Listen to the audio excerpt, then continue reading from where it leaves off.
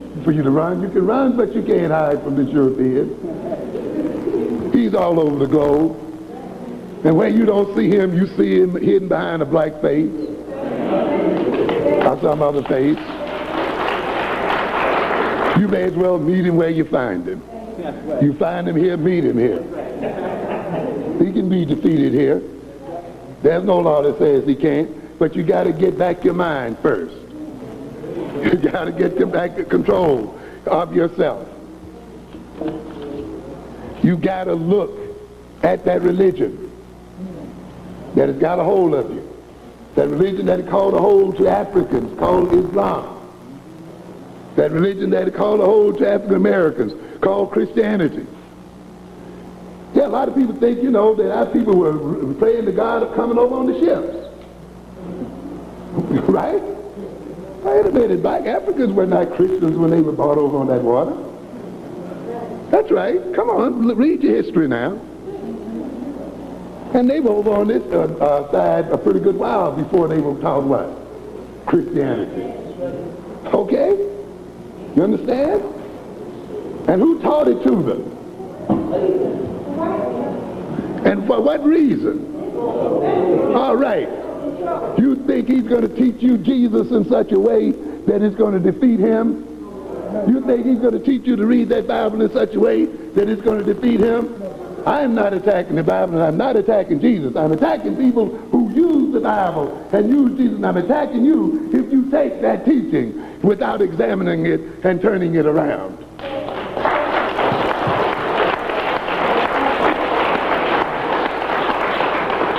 I'm not attacking Allah and the Quran. You can have Allah and you can have the Quran. But you got to get out of Arabism.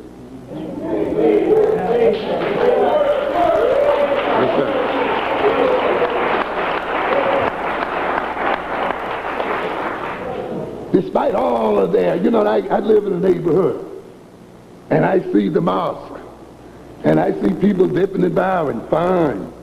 I see Pakistanis who don't even live in the neighborhood, and Lebanese and all other kinds of people in there, besides my African brothers in there. And then when I go to the construction near my house, I see those same Arabs and other people constructing houses for black people, and I don't see my African brothers constructing those houses. And I walk into my neighborhood of Harlem and other places, and I see those Arabs and those other Muslim brothers owning the neighborhood and not African people. Don't come telling me all Muslims are the same, just as all Christians are not the same. And you recognize what is going on here. Yes, sir. People who teach you religion in such a way that it works for them. And you see it in the funeral of Yusuf the other day. Cut down. We've almost run out of numbers, counting the number of black men cut down by these white folks. I think we passed 200 and something. Headed up to 300, right? Reverend Daughtry keeps those statistics. Never again. And you know better and they knew better. You know they're going to shoot them down again. Come on. They did it before. You hollered before. Never again. 3 weeks of agitation. That's right. When I bought pizza. Make it plain. Yeah. Turn right around and buy everything from the white man tomorrow. So he can purchase the weapon to shoot your sons down in the street. In the name of Christianity.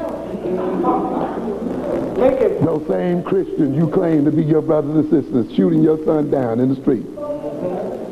Beating them up. Apparently that Christianity is not what you got.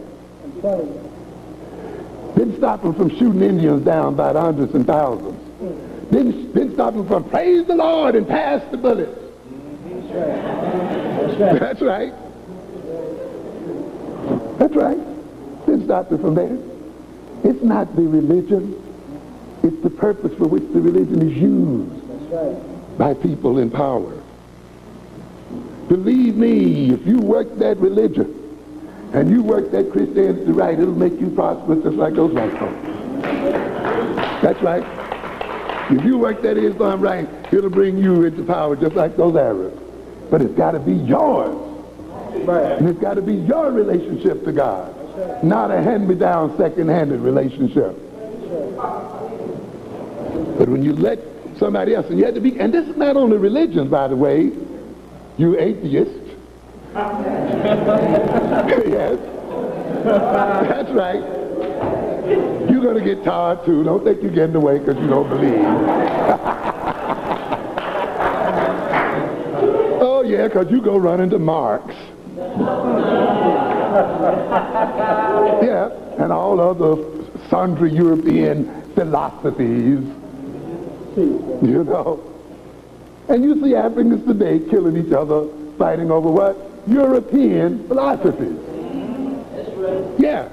One is either under the allies of what? The Russians, and the other one is what? Under the United States. One is fighting for democracy, the other one is fighting for scientific socialism. And they're all doing what? Dying. That's right. If you are really equal to Marx, then think of your own philosophy. Rationalize your own political development. You don't need to have to go and copy this thing blindly. Because I tell you what, when you get a philosophy, whether it's religious or non-religious or non-secular, and yet you let other people teach you that philosophy against your reality, against your history, against your destiny, that philosophy and ideology, whether Christian, Muslim, atheist, or what have you, is going to serve those people. The Marxists can't get rid of white people in their midst. Because what? Marxist ideology forbids you to do so, doesn't it? Yeah. So you're caught up with coalitions. You're caught up with white folks sitting in the heart of your meetings. You're caught up with betrayal and so forth. And yet the only way you can get yourself together is to keep these people out and talk heart to heart and deal with yourselves in terms of reality. But this is what happens. And you know what happens when you borrow somebody else's ideology, whether secular or non-secular? They see themselves as the validators of the philosophy. So they'll tell Elijah Muhammad, well, your Islam is not real Islam. It doesn't let white folk in. It doesn't let this in. It doesn't let the Arabs in. This and so forth and so on. But what did he say? It is what? Black Muslim. What? Blackness. Designed for whom? For us. It is not enough to merely serve the religion, but the religion does what? Serves us as well.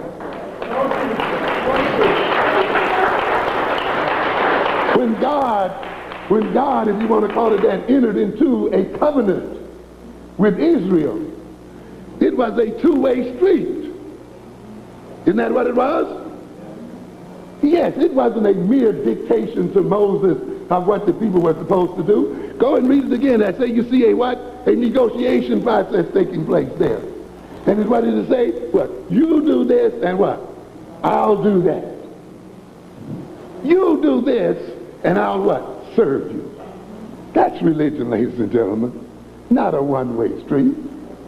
A God that's what? Serves his people and serves her people as what? As those people do what?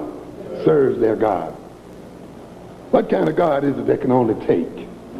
Can only keep you in hell? It has to be the wrong covenant. It has to be the wrong relationship. If you're worshiping a God, then all you're doing is catching hell. When all you're doing is what?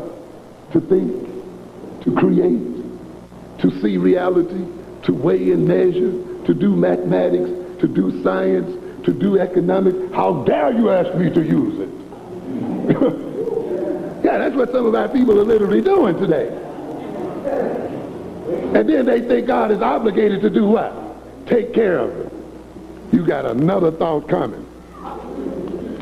You have to use what God gave you.